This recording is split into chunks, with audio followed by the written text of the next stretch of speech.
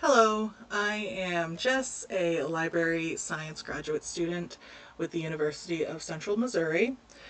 I'm here to present to you a handful of young adult novels that deal with both being chronically online and balancing mental health. All of these novels are suitable for ages 14 and up.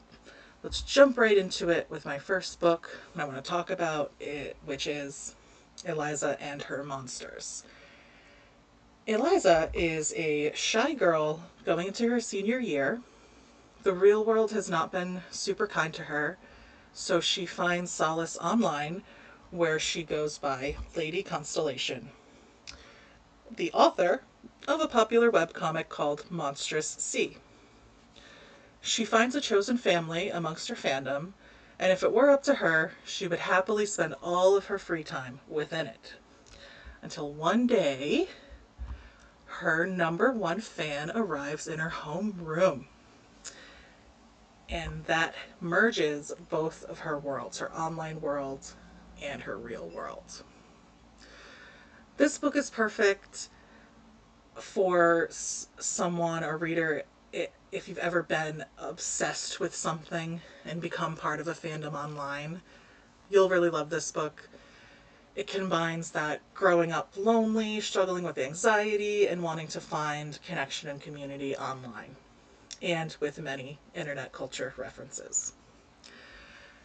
Eliza isolates herself and chooses to present online instead of in real life. Similarly, in our next book, Solitaire, our main character, Tori, a 16-year-old high schooler, struggles with depression, is very isolated.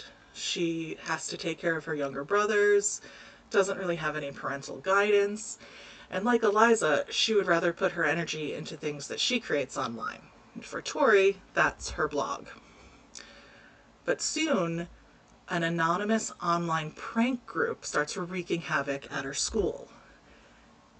And she has to come out of her shell and connect with the new kid, Michael, to figure out who's behind these anonymous pranks. Because it's really threatening the school. Someone could really get hurt. We gotta find out what's going on. But during that journey, she might discover a little bit about herself as well. Unlike Eliza and Her Monsters, Solitaire is much more angsty. Very realistic characters, very well-rounded characters. If you like John Green and Rainbow Rowell, then this would be great for you. Solitaire is also in the universe of a graphic novel series and Netflix show called Heartstopper. So if you know that, then you already know the characters. I believe the Solitaire characters are background characters in Heartstopper. So the author gets Alice Oseman really likes to round out and make a whole universe for these characters. Alice Oseman also wrote another book I want to showcase called Radio Silence. Radio Silence, which, like I said, is set in the same universe as Solitaire and Heartstopper, follows Frances. She is, like all the young women we've talked about, friendless, kind of isolated. She has one goal, though, which is to get into a top university and leave her high school behind. Just be an adult, which is kind of, when we're growing up, that's what we all want to do. That's who she is at school. But at home, when she's not studying, she is a fan art artist for a sci-fi podcast called Universe City. And she draws a lot and connects with other people in the fandom. And one day, she's asked by the creator to become the official artist for the podcast. But she finds out that the creator has actually been the boy that's lived across the street from her, named Aled Last.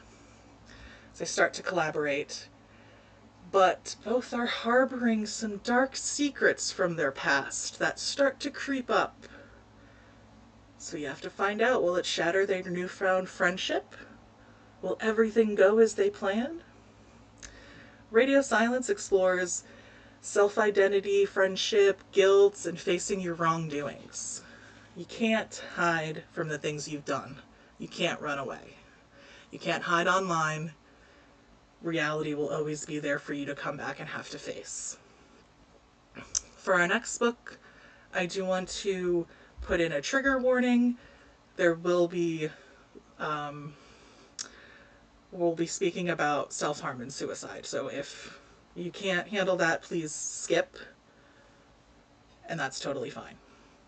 Next book is Remind Me to Hate You Later by Lizzie Mason.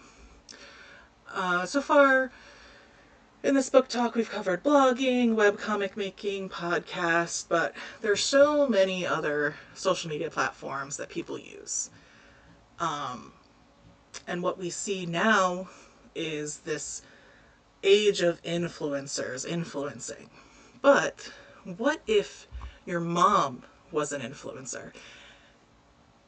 In this novel, 16-year-old Jules' mom is a parenting influencer and documents Jules' life online to 5 million subscribers.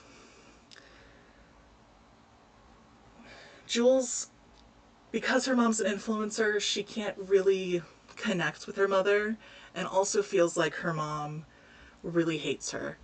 So she has this overwhelming feeling of being hated by the one person that should care about her. So for an escape, she uses self-harm. And when she eventually does the unthinkable, the novel shifts perspective to her best friend Nat, where we go on a journey with Nat through her grief of losing her best friend Jules, and also Nat sort of being at odds with Jules' mother. And this novel really shows how detrimental social media can be, not only to us if we don't, really balance it, but it can also be very, have negative effects to the people around us as well. Will Nat forgive herself and move through her grief? And will Jules' soul ever rest easy? This is what you can explore when you read this novel. So far, all of these novels touch on how social media can affect us, both positively and negatively. Our next novel, How to Disappear, is very similar. This explores being seen on social media and also in the real world. Vicky Decker, like I said, is similar to all the young women we've talked about, isolated except for one friend, Jenna. She struggles with anxiety, but she does find some solace online and social media.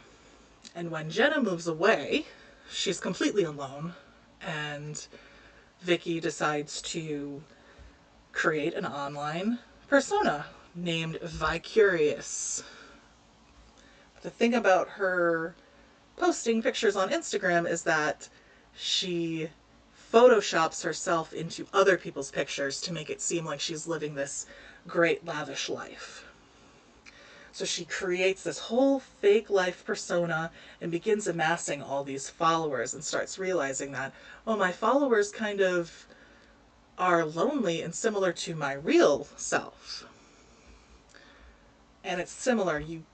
It's a similar idea of in Radio Silence where you can't outrun your mental illness. You can try to hide behind social media, but you're still who you are,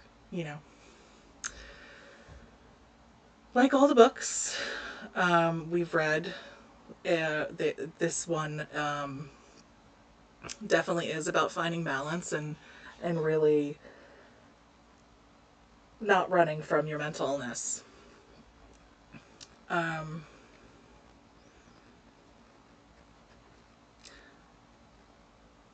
Social media can be great, like I've been saying, and also bad.